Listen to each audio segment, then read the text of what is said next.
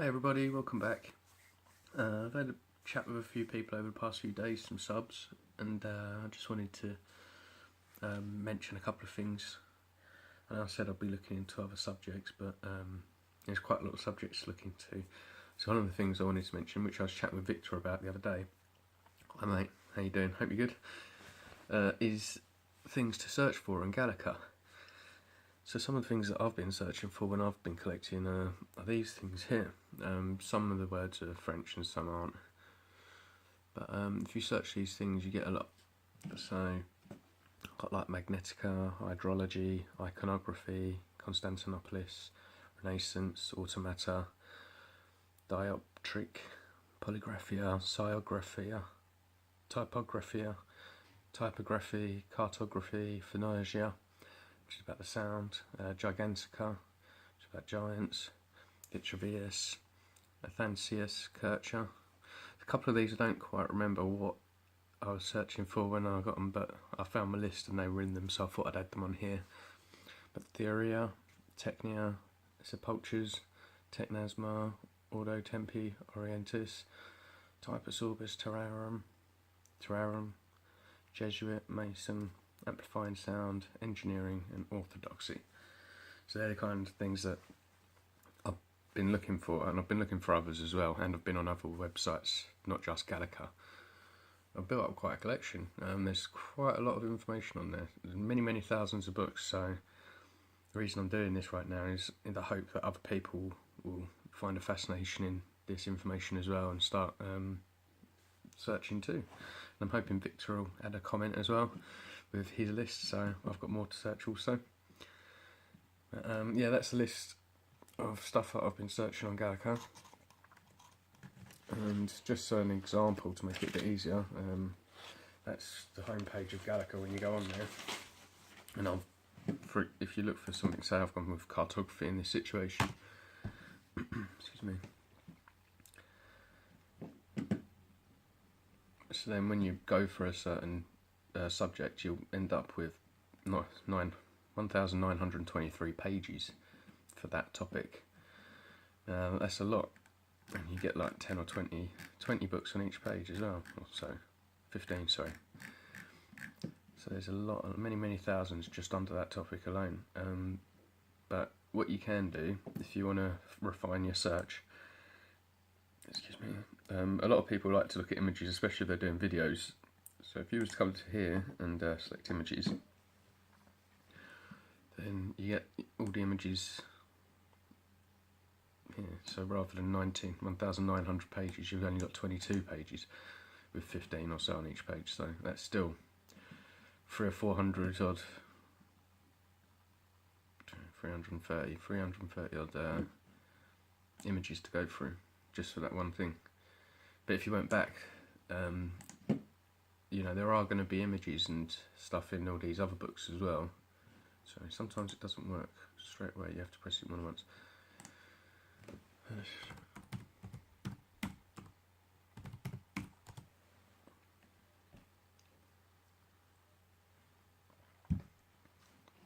So, yeah, so you can get generally books, but they're generally French as well, but you can find English books and you can get images in these books. Another way to refine your search on here as well is, I don't speak foreign languages, it's probably the worst subject that I can perform, but what I've gathered is pertinence there. I think that means relevance. So if you change that, I found that date, Deschen, Croissant is the earliest date, so I just changed the relevancy to the earliest date, and then what you end up getting is a list from the oldest document to the newest. Although I can't see any dates on these ones, just keep cutting out just before the date. I'll go to another page.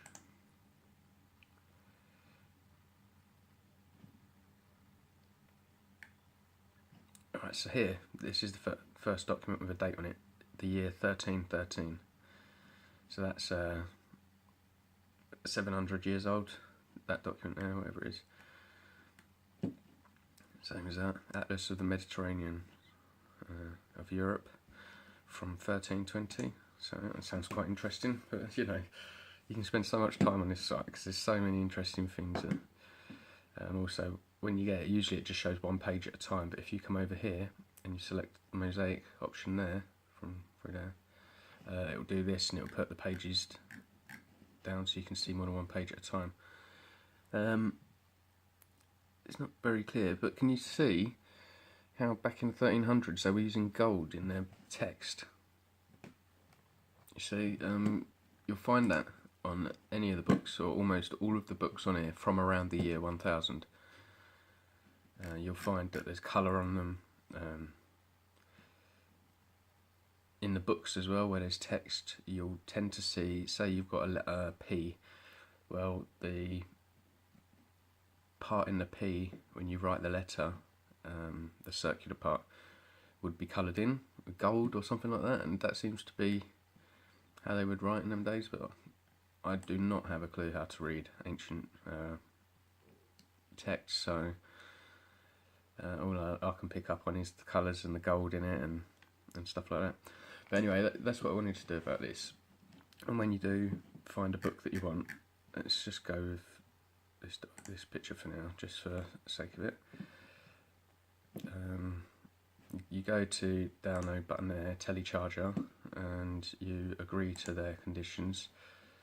If you go to their website, generally what I've found so far is every single one I can download I have got rights to share and to give out to people, as long as I provide the link. But there are books on here and documents on here that you can't download, and they're the ones that you're not allowed to be sharing and stuff. But yeah, once you found what you want, you can save it by clicking on telecharger there, and yeah, then it's yours. But if you're going to share it with anyone else, rather than giving them a copy of what you've downloaded, you've got to provide them with the link so then they can go and download it themselves, and you're not actually breaking any rules or anything like that. When I do get books that need translating, I just generally use Google Translate. You can just, like, this was a bad example, but on PDFs, when you download these documents, say download as PDF generally, and you can usually highlight the letters, and then you can take that and copy and paste it into Translate. And it's a bit of a slow process, 'cause sometimes it trips out and it says it can't understand, can you redo it, and you have to delete it and then paste it in again. And sometimes as well, it comes up with numbers and percentage symbols everywhere on certain texts, just the way it's been translated over time, I think. So you don't have to mess around with that a little bit as well. So it is quite time consuming translating if this is your only method, but sometimes it's definitely worth it, like that Phanergia information from the Phanergia videos I did. You know, finding out about how they treated sound in the past, it's just phenomenal. You know, it sounds like fantasy when you think about it, compared to what we're like now.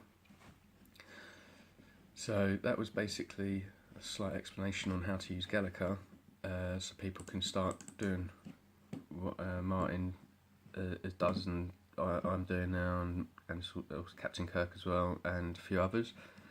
It's about time that we start getting through this information a lot quicker, because there's a lot to get through. But while I'm here as well, I've just been having talks with someone, and they wanted me to explain what resets are. So basically what the reset is populations can grow really, really fast, although it doesn't seem like it, because you know, data shows that we grow at a percentage rate of about 1.3 or 2.3% a year. All that mumbo jumbo numbers. Well,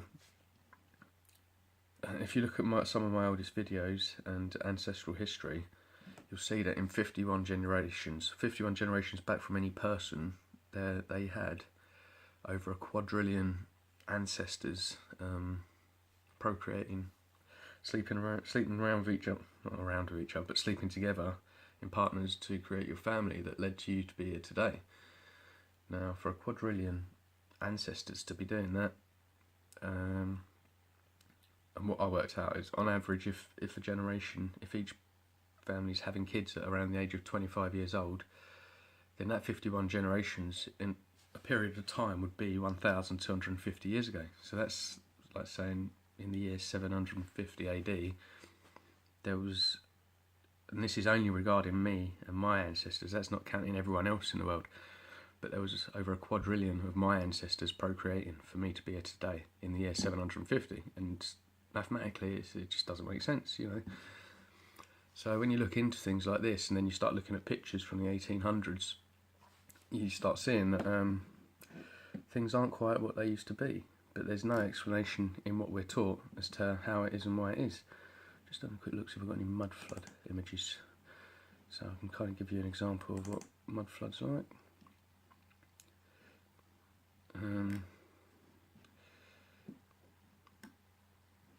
So you see here, do you think that when this building was built, they would have built, well, that's probably a bad example. There's mud, there's a mud flood, where you can just see the roof. In the olden days, if you go to any city in the world even now, you'll see how they have these railings around the buildings, and you can go down another floor and there's still windows there. It is the most ridiculous way to build. I know there is ways of gaining an extra floor out of it by doing that, but it's easier to build up than it is down, because you've got to cart away all that waste as well. In a world filling up with mud, you know, where are you going to throw it? So mud floods happen a lot through earthquakes, through technology, through whatever, but when they appear, they just drown everything, the buildings, the lot. You know, would that have been designed like that? Don't you think that that window there would have at least been matching that, or matching that?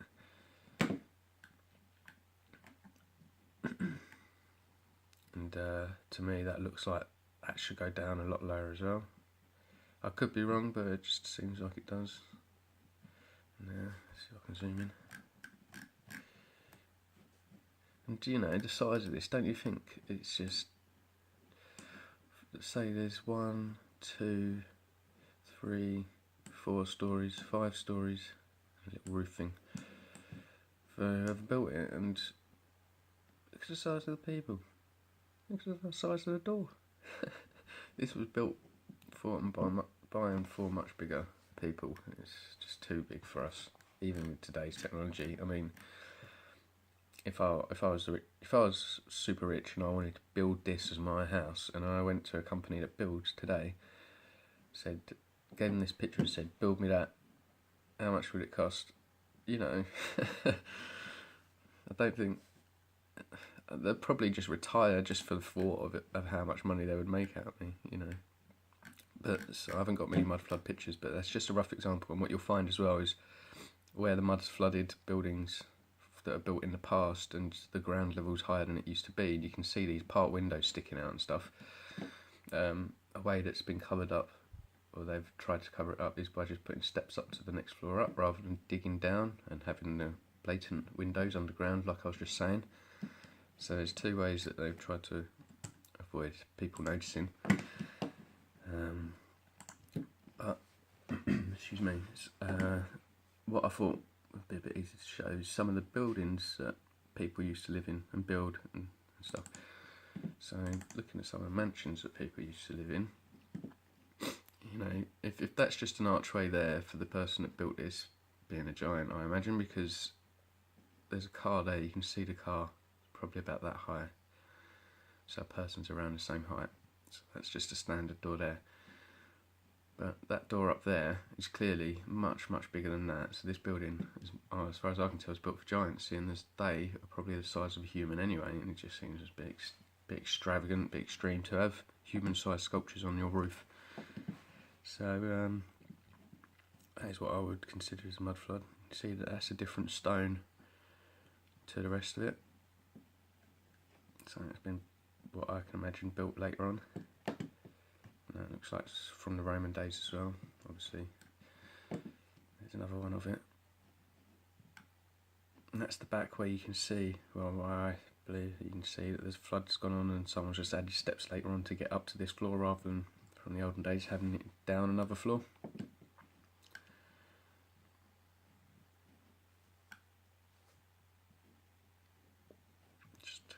pillars and statues everywhere with a copper roofing. You know, it's definitely machine work. There's more to these buildings than them just being buildings.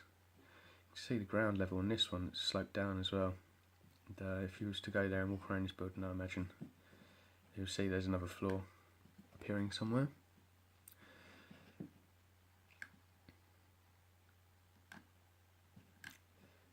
So, excuse me. Right, so there's a couple of mentions. There was country houses as well. I need to look at. So, yeah, basically, if you look at pictures from the 1800s, you'll see that there's very few people in them, and some of the pictures, quite a lot are now being noticed that there's a lot of faking, things being added into them as well. And yeah, if you look at the population count video I was talking about, and then you look at these videos, these pictures of the 1800s, you'll see that there's just no one about. And then when you start looking into the things you was taught about them days, such as you know, the movie Oliver, where these kids all living on the street, and they got one guy that looks after them, and say just go around stealing, but all them kinds of things, you know, like what Martin and other channels are talking about now, about the foundries for lost children, that there was more children in these foundries than there was people not in the foundries. Excuse me. So that there had to have been a reason why there was so many children in these homes that were in buildings that were definitely not built for that purpose, but have been used for that purpose if you look at any foundries anyway. And yeah, if you really start looking at everything, you see how we've grown since the 1800s from very little to what we are now. And even through that time, after that first generation that you see in the early 1800s, them kids that are doing all the factory work and that you do see in the pictures, but after them, it could have been quite easy to dupe everyone into thinking you've been around for ages, for as long as we have, without a reset occurring, because you could just block up all the windows and doors and just lead people to believe in a society where electricity isn't about. How do you know if there's someone living in there or not? When you walk past at night, how do you know? Because there's no lights on. But when in them days when there's supposedly no electricity, then well, in the early 1800s there probably wasn't.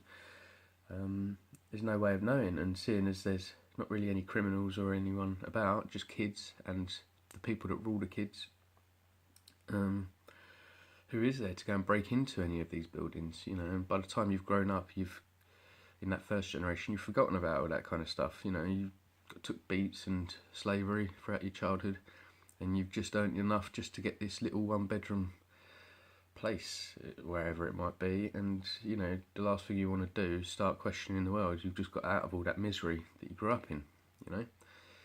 So it's quite easy to dupe the next generations into thinking that the world is more full and that the places are more occupied. But to me, I don't know. It's quite simple to see when you do the numbers that it doesn't work. Like on my other video about accounts, when you look around World War II, the amount of people that didn't die. The accounts, it just says like 800,000 people died in London throughout the 20 years that World War II occurred, a few years before and a few years after. 800,000, I thought it was millions, you know, so either the counts are wrong, or someone's giving us wrong, you know, we're getting wrong information, or it's not real at all. The counts, that is, anyway. I'm pretty sure World War II was real. But anyway, getting back to these buildings, you see they're just so magnificent, so amazing, and to build them today, you know, the builders would be the happiest, because the amount of money you would spend on them. But even here you can see that if our plumbing didn't get started until about 100 years ago, and was building all these over 200 years ago, you know, the people that were sleeping in this room would have been throwing their bucket of poo out, landing down here, splashing here if they had that window open, you know, it would have been going in. It just, no. How can you build stuff like this and not regard your plumbing? It just doesn't make sense. And how long have I got? I can't see the screen. 10 minutes. For what I was going to say as well is, if the ground level here was lower, which I believe it was, you see there's a part window there, but then full windows up here. So say that window came down to about there, and then you've got another couple of layers of bricks underneath it. You might imagine that would be the ground level. Then that means these stairs have been added to take away the fact that half a floor of mud have been added. You know, you go up to the entrance rather than walk in flush to the entrance as you normally would.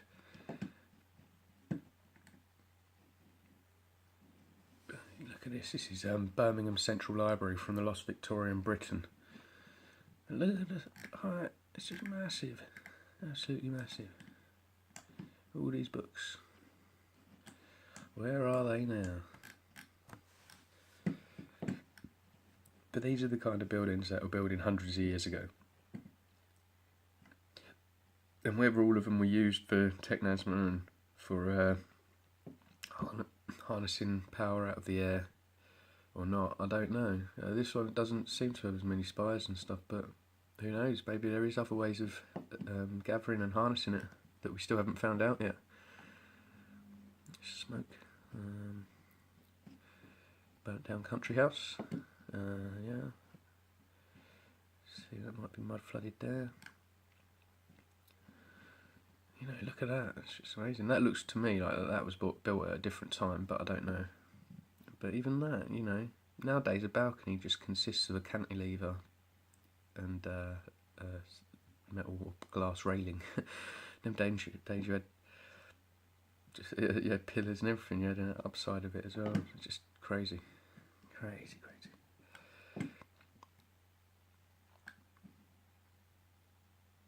And in my impossible architecture videos where you see drawings of buildings like this, the drawings are actually of bigger buildings than this, whereas these are quite small compared to them. Nonetheless, still very magnificent. You know, look at this. It's just amazing. The amount of effort that must have gone into that. Oh, I didn't notice that before, did I? I thought there was a head on there. But who could live in a house like this? But these houses are just phenomenal. Phenomenal. And then you got a little shed in the back garden that's like another castle.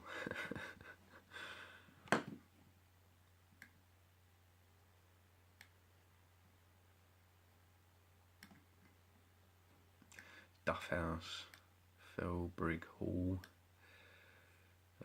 Don't know.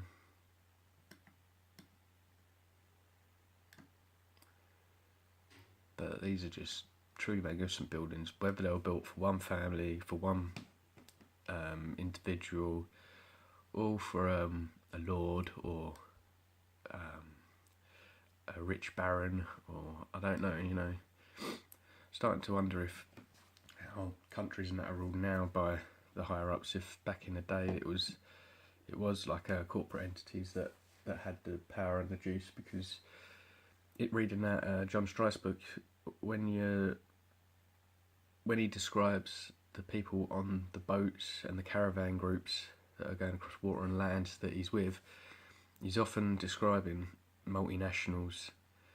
They even include Tatars in there, but multinationals of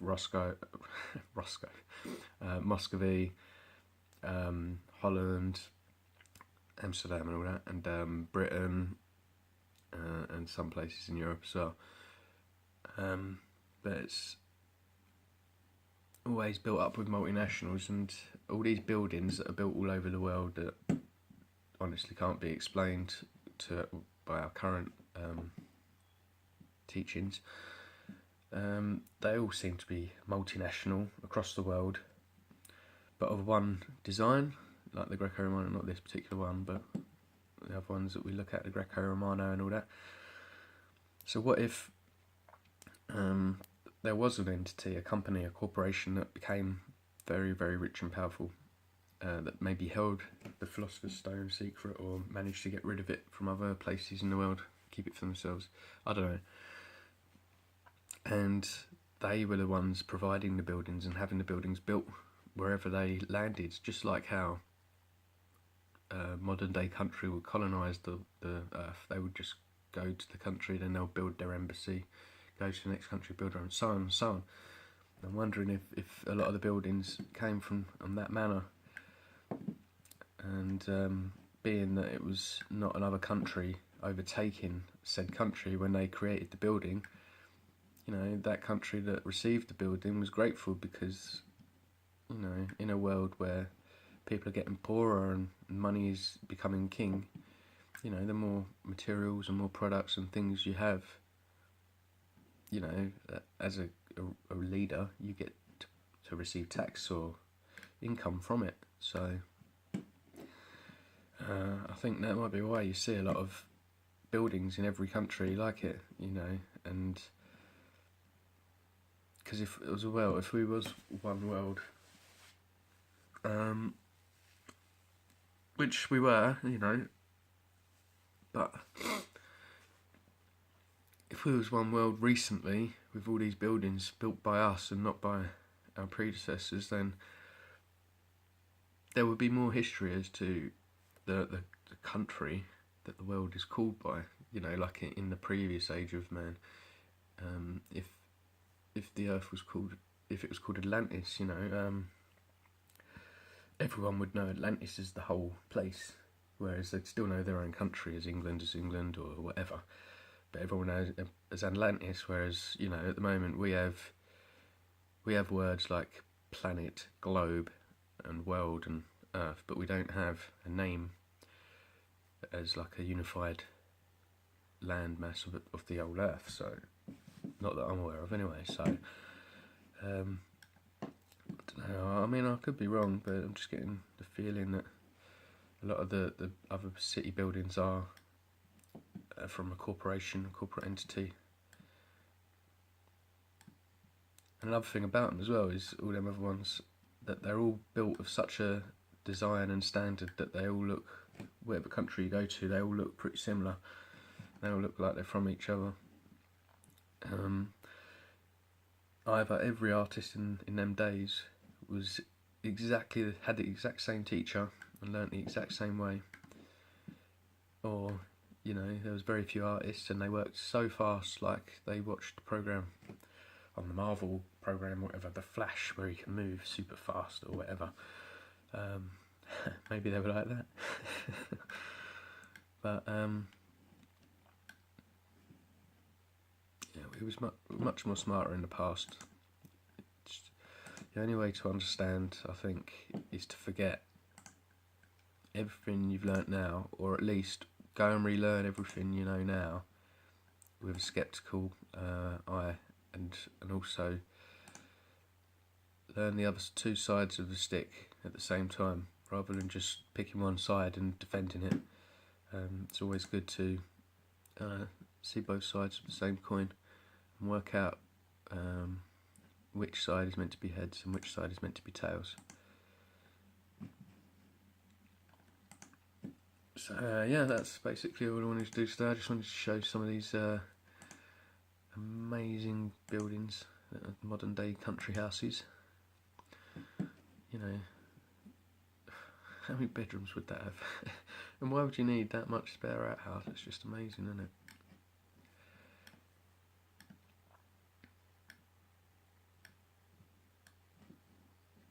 So that's the end of them. So yeah, it's the end of my video as well, pretty much. So yeah, I might do another video in a little while with just pictures, because I've got so many pictures and stuff. I've got so many books as well. All these ones still, what's their images? All these books still need translating, so a lot of them are images, so they won't need translating, but a lot of them will. Excuse me, I've got a bad chest. Loads and loads, and then I've got English ones as well, which I've got loads to read, which don't need translating. So yeah, hope you enjoyed. God bless.